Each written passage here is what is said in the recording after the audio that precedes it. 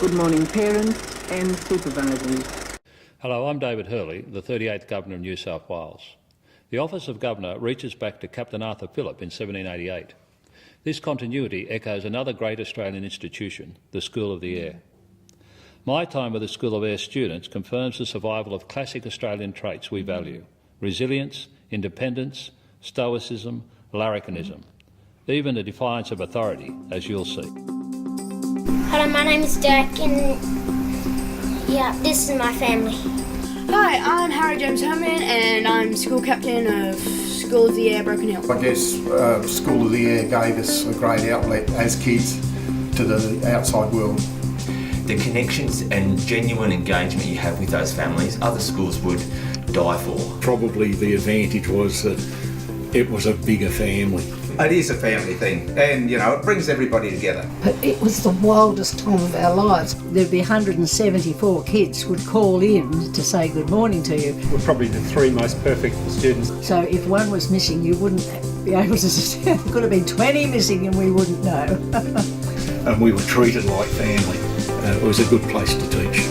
And they know that there's hard times and there's good times and you've got to be resilient. Oh, I didn't know any different. I grew up doing all my schooling through School of the Air. We were obviously trying to set a high standard. But there's something unique about this school that regular school teaching just doesn't even touch. If we could only get, a little bit better than the radio system.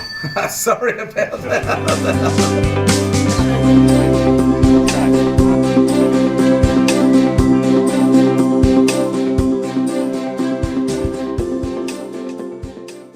Mum sat me down and said, righto, we've got a new school for you and it starts next week. 10 o'clock in the morning you've got to come in and go on School of the Air. That was basically the start of it. The Broken Hill Control Station of the Royal Flying Doctor Service, VJC, VJC3 Broken Hill. We're crossing out to school. It was still a battle with the social thing. Like we tried our best, but the children, let's face it, they were still isolated. It's a challenge for the families as well because they can't send their boys and girls off to school each day as a traditional school would. And you've got to drive 400 kilometres on dirt roads and in the middle of nowhere. It wasn't a lonely life out there, it was just there wasn't anyone else. Some of them were, 50, 100 kilometres away from their neighbours or their peers, or they didn't really see their peers, and the School of the Air connected them via radio. And also with the other programs that we had, like mini schools, where the children came in to meet other children in a certain area. I just remember Mum and Dad packing us up and travelling across the countryside, going to mini schools and sports days, and just like we do now. That brought the outback much, much closer. I could see that those kids out there loved where they were living. These kids are loving life. Why do they need to go into town to go to school? Why should they have to leave their home? I think with School of the Air, back in those days, it was something totally new concept, and we're the first kids involved, and you get on the radio and you'd be fiddling with the radio trying to get that scratchiness away so you could talk to your teacher and do all those sort of things. Good morning, girls and boys. Good morning, parents and supervisors.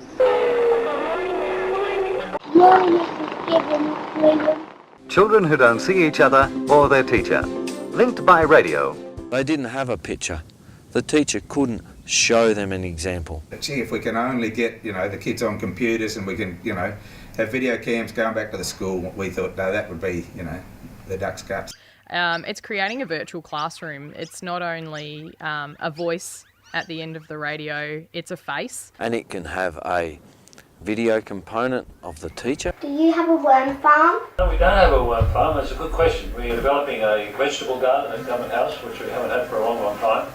And I think if we get the vegetable garden up and running, then it's a good time to have a worm farm as well. The students get to see the other students. When we're all apart and we don't see our friends' faces, when we finally do, it's just totally awesome. I really like it because it's different to a lot of other schools. Enabled kids from Walgett to associate with kids from Wentworth and Ivanhoe and Tibooburra. The voice on the radio became a person. Oh, you're him.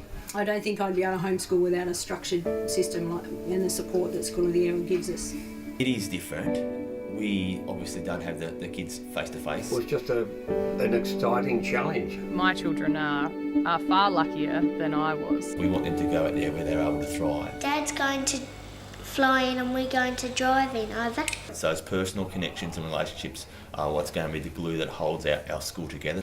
We're a big part of the children's families. We're regarded as a special person in their lives. I just couldn't believe the parents were so grateful that we'd come all that way just to do a little bit of music with their kids. No school to bring them together. There was nothing to bring any of the bush kids together.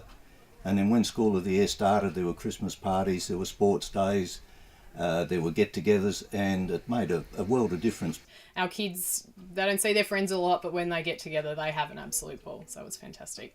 I think that it gives them strength and courage. Sense of belonging. I think once you've been part of School of the Air, you're part of that school community forever. I think I've met a couple of people here today who I would have considered to be my good friends when I was 7 or 8 years old, and I've never met them before.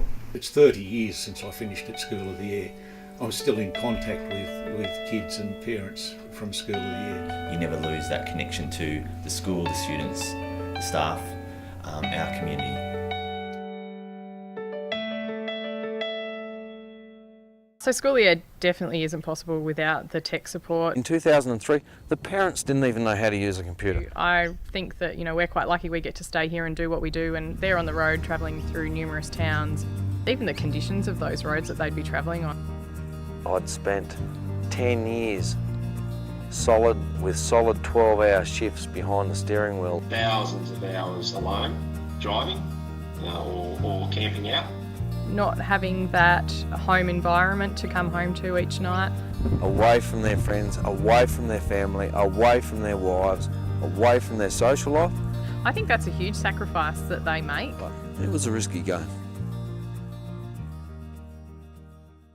The reason that I've had a governess for my children's schooling is because I want someone who can educate them better than myself. They share that responsibility of educating their children at home with the school. And we all know that it's very, very hard work for the Govies. I was actually really fortunate because I was, from the start, was part of their family.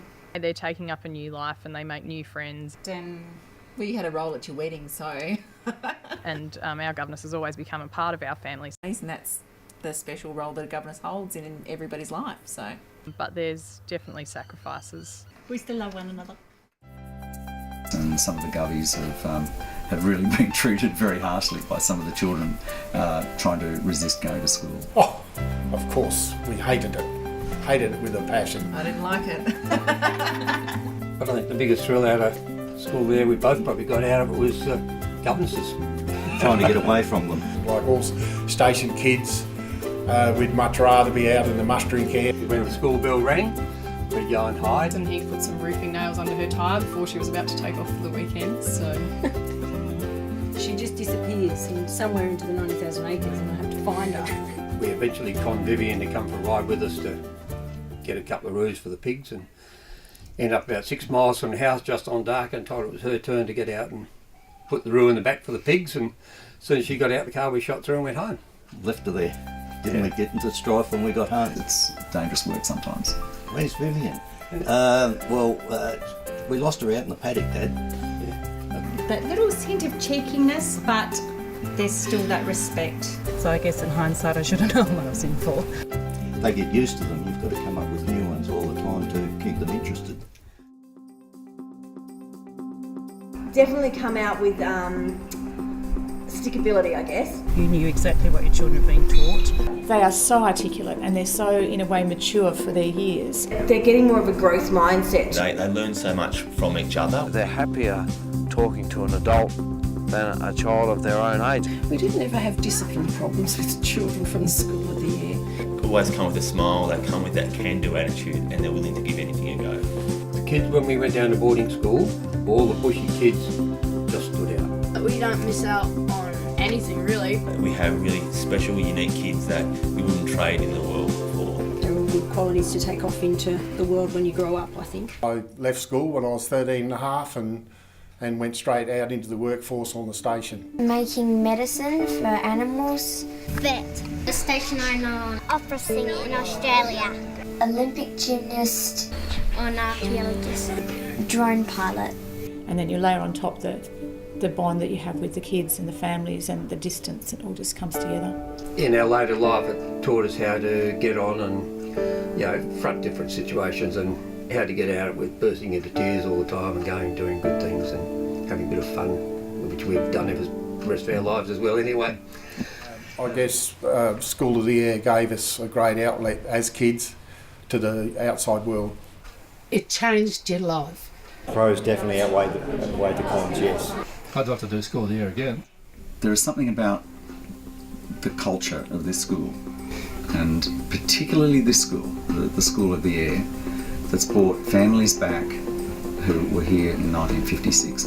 Words can't really describe this place. I think once you've been part of School of the Air, you're part of that school community forever. Some of those families are 5 generations on the same property, and the children, they've got their grandchildren now in distance education here. There's a strong sense of family. The teachers and the parents, they become friends. The teachers become part of the family. They're all connected through the school, and so there's a very, very strong connection by everybody to this place. And it's impressive that so many people feel that they belong here and that the school belongs to them. I think that there are many heroes in the whole story of School of the Air. So many people play their part, whether it's the teachers, the governesses, the techies.